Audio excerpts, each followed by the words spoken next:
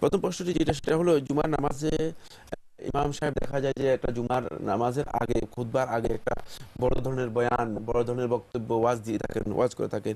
এটি ইসলামী শরীয়ত অনুযায়ী কতটুকু গ্রহণযোগ্য? এটি বেদাত। এটি যারা করে থাকেন তারা সত্যিকার অর্থে বেদাত করতেছেন, গুনাহগার হচ্ছেন। এটি রাসূলুল্লাহ সাল্লাল্লাহু আলাইহি ওয়াসাল্লাম নিষেধ করেছেন। নাহা রাসূলুল্লাহ সাল্লাল্লাহু আলাইহি ওয়াসাল্লাম আনি তাহাল্লুক ইয়াউমাল জুমআতি ক্বাবলা সালাহ।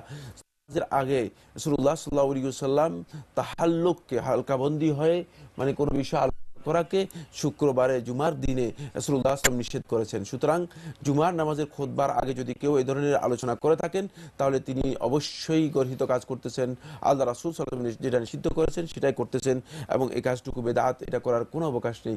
জুমার নামাজের আগে খুতবা দেওয়া হয়েছে যাতে করে মানুষ খুতবার মাধ্যমে উপকৃত হয়, খুতবার মাধ্যমে মানুষ হিদায়াত লাভ করতে পারে। এখন আপনি খুতবা বাদ দিয়ে নিজে সেটা কি করতেছেন? তাহলে কি আপনি আল্লাহ রাসূল সাল্লাল্লাহু আলাইহি ওয়াসাল্লাম থেকে বেশি বুঝেন?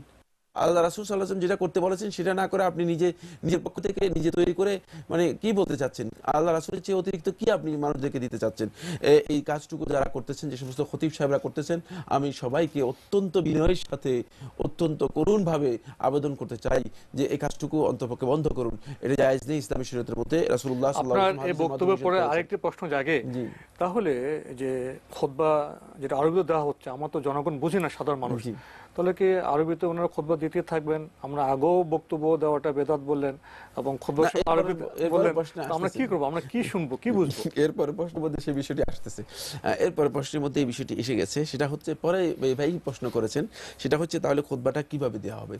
খুতবা হচ্ছে মূলত কোরআন এবং হাদিসগুলো আরবিতে আপনি বলবেন, আর লোকেরা বুঝে তাদের যে ভাষা রয়েছে সেই ভাষায় তাদেরকে কোরআন এবং হাদিসগুলো বুঝিয়ে দিবেন।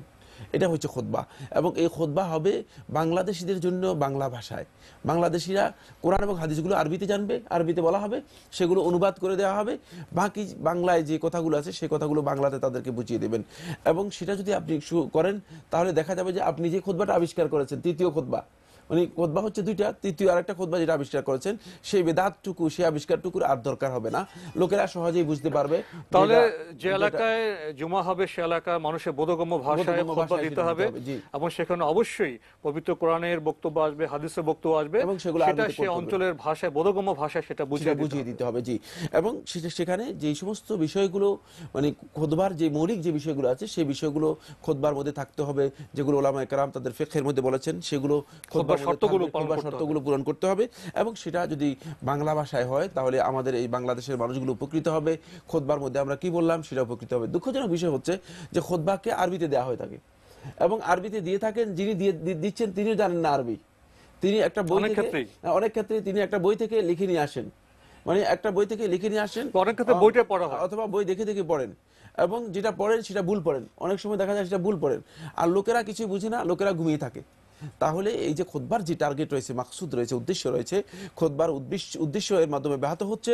এই ধরনের কাজ আসলে ওলামায়ে কেরামদেরকে আমি অনুরোধ করব, এই ধরনের কাজ করবেন না। এটা মূলত বড় ধরনের বিভ্রান্তি। ইসলামে এই ধরনের কাজের কোনো অনুমোদন নেই। মূলত আপনারা একটু ভালো করে অধ্যয়ন করুন, স্টাডি করুন। ইমাম আবু হানিফা রহমতুল্লাহ আলাইহি তার ফতোয়ার মধ্যে স্পষ্ট করে উল্লেখ করেছেন, যারা আরবি জানে না তাদেরকে খুতবা দিতে হবে তাদের ভাষায় খুতবা দেওয়ার বিষয়টি ইসলামী শরীয়তের মধ্যে। এটাই হচ্ছে মূলত মূল দাবি ইসলামী শরীয়তের। অন্যথায় এই খুতবা দেওয়ার কোনো অর্থ নেই। এটা অনর্থক একটা আলোচনা করা, যে আলোচনার মাধ্যমে কেউ উপকৃত হতে পারবে আমরা না। না খতিব উপকৃত হবে, না যাদেরকে খুতবা দেওয়া হয়েছে তারা উপকৃত হবে। এর মাধ্যমে কেউ উপকৃত হতে পারবে না।